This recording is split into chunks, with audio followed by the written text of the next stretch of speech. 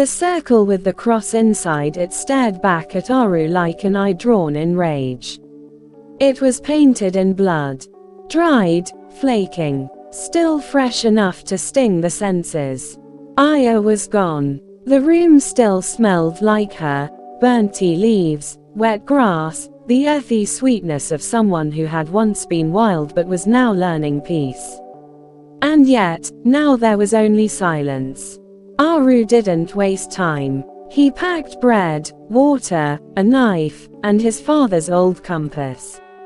The trail outside was muddy, but faint footprints were there, light, hurried. And beside them, heavier ones. Multiple. Boots, not bare feet. Someone had taken her. The river roared louder than usual, swollen from the week's rain. As Aru ran along its edge, his mind fought to stay calm. She had been running for so long. Hunted, haunted. She had finally found safety, even if only for a few days. And now they had stolen that too. He remembered her voice just the night before, fragile yet fearless. Greater than, "They'll kill me if I speak." What had she seen? The trail led west, away from the village and deeper into the forest, toward the old hunter's path. Aru followed without hesitation. He moved like a ghost among trees, careful not to snap a single twig. The sun had barely risen, and a damp fog clung to the branches like breath. After nearly 2 hours of walking, he found it.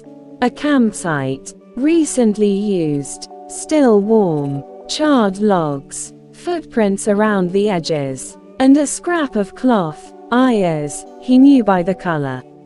But no blood. No struggle. Which meant, they hadn't hurt her. Yet. But who were they? He didn't return to the village. He couldn't trust them, not after what the chief had said. Instead, he climbed toward the old ruins, a place even the elders warned about. Cursed, they said, full of whispers. But Aru had gone there once as a boy, during a dare. He remembered the old tower, broken and moss-covered, the well with no bottom, and a stone circle marked with strange signs, some like the one on his door. Now he was certain, this wasn't random. This was ritual. By nightfall, Aru reached the ruins. He saw torchlight near the old tower. And shadows. 3 men. One of them tall, bald. Another limping. The third wore black gloves and kept pacing like a restless wolf. Then he saw her, Aya, tied, not cruelly, but firmly, to a wooden post beneath the tower's arch. She wasn't gagged. Her eyes were open. She looked tired, but not afraid. Aru watched, hidden behind a tree. One of the men was speaking to her. Greater than, you had no right to take it. Greater than, it was never yours to begin with, Aya replied. The man stepped closer. You stole from a circle that has existed for centuries. Greater than, then maybe it's time someone broke it. Silence. Aru's breath caught. They weren't after her because she saw something. She had taken something from them. The man in gloves raised a cloth-wrapped bundle in the air. We want it back. Aya shook her head. Even if you kill me, you won't find it. I made sure of that. There was a moment of tension. The kind of silence that fills just before a flame is lit. Then one of the men walked away from the firelight, toward the trees. Aru held his breath. The man passed only feet from him, muttering, the river led her here.